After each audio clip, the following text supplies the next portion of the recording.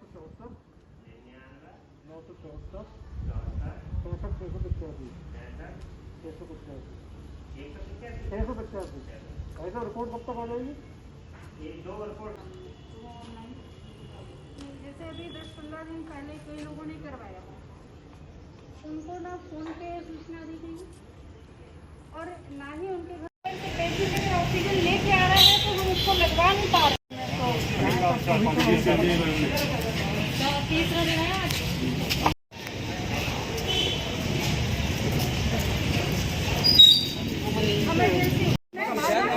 एक चीज बताओ, आपको क्या नहीं है? एक चीज सॉल्व होती है तो आप दूसरी बताते हो, दूसरी सॉल्व होती है तीसरी। बाहर वालों की आपकी रिस्पॉन्सिबिलिटी नहीं होगी, लेकिन जो यहाँ का है आप इनको बताओ, नहीं करते हैं तो हमें बताओ। इनके अकाउंट मेरे कर्मचारी रात को बीमार देखने आता है, ऑक्सीजन अंदर आई जाती है।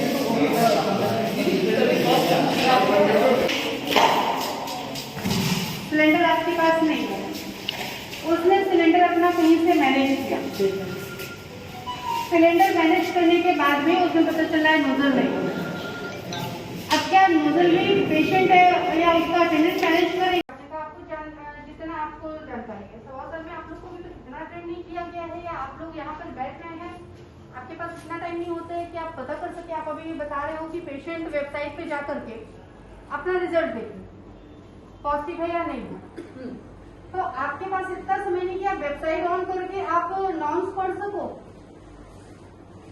आप रूरल एरिया के पेशेंट से ये उम्मीद करते हो कि वो वेबसाइट खोले और वेबसाइट पे अपना रिपोर्ट चेक करे, लेकिन आप जो है यहाँ पे पढ़े लिखे होकर के वेबसाइट पर नॉर्म्स नहीं पढ़ सकते हो।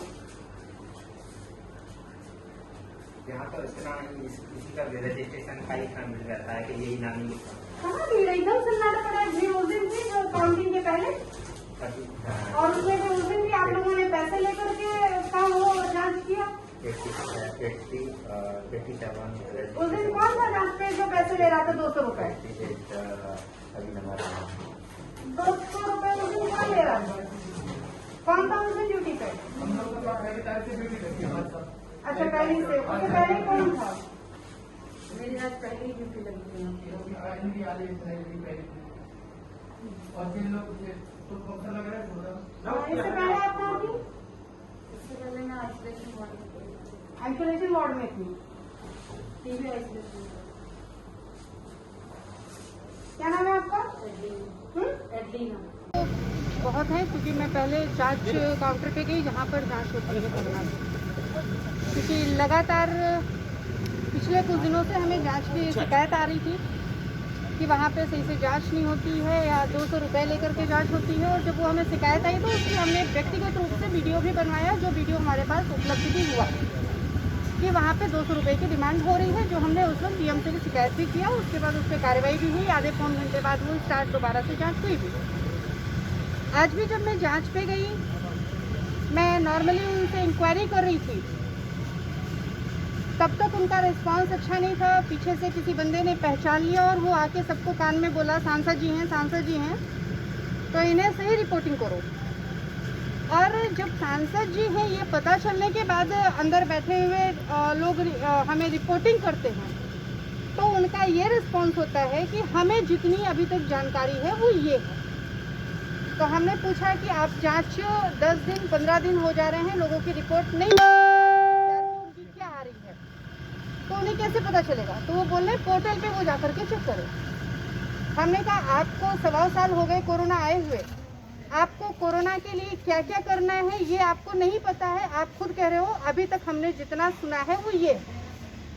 आप पढ़े लिखे हो, आप पोर्टल पे नहीं चेक कर सकते हो, लेकिन गांव देहात का आया हुआ व्यक्ति जिसको पोर्टल चलाना नहीं आता है, वो अपनी रिपोर्ट जा करके पोर्टल पे चेक करे। ये कहाँ पर है? तो अव्यवस्थाएं तो निश्चित तौर पर लगातार यहाँ पर बनी हुई हैं, और जिन चीज़ों से मैं पहले भी संतुष्ट नहीं थी और आज भी मैं संतुष्ट नहीं हूँ। और मैं कल यहाँ पर अपने घर पूरे परिवार के निगेटिव होने के बाद, परसों जब निगेटिव आए हैं, मैं कल आई हूँ। और इत्तेफाक से परसों हमारी माननीय मुख्यमंत्री जी से बात भी हुई थी। मैंने माननीय मुख्यमंत्री जी को अवगत भी यहाँ की स्थितियों को कराया था और तब माननीय मुख्यमंत्री जी ने कहा था कि आप वहाँ पर देखते रहो क्या क्या दिक्कत है।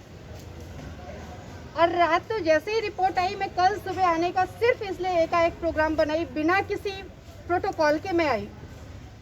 और चाहे जिला अस्पताल हो चाहे मेडिकल कॉलेज हो, मैं बिना प्रोटोकॉल के घूम रही हूँ, सिर्फ इसलिए क्योंकि माननीय मुख्यमंत्री जी ने हमसे रिपोर्ट मांगी है और मैं उनको यहाँ की एक्चुअल रिपोर्ट देना चाहती हूँ। मैडम RT-PCR की रिपोर्ट 48 घंटे में पोर्टल पर डालनी चाहिए, लेकिन जिला अस्पताल द्वारा यह भी नहीं किया जा रहा है, इस पर क्या निर्देश देगी? मैं वही अभी आपसे कह रही हूँ कि 10 दिन 15 दिन, क्योंकि हमारे साथ बदायूं में कार्यालय पे रहने वाले कुछ लोगों का RT-PCR हुआ और 15 दिन हो गए, आज तक ना उन्हें रिपोर्ट गई है ना कोई कॉल गई है, जबकि उस परिवार में एक बंदा पॉजिटिव अन्य जगह से पता चला आया। जी।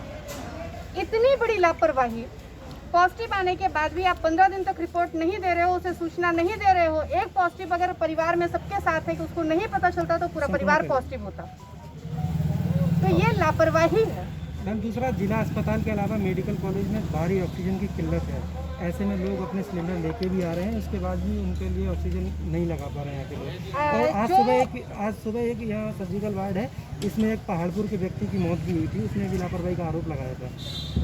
बिल्कुल, जो कल मैं लगभग 2.5-3 घंटे तक मेडिकल कॉलेज में PP किट पहन करके मैं एक एक मरीज से व्यक्तिगत मिली हूँ, उससे बात की,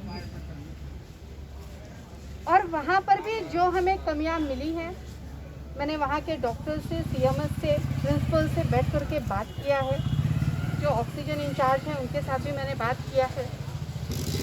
और साथ ही साथ सिर्फ उन्हीं तक इस बातें सीमित नहीं रहेंगी, एक एक चीज़ मैं वीडियो के माध्यम से माननीय मुख्यमंत्री जी को यहाँ से जाने के बाद देने वाली हूँ।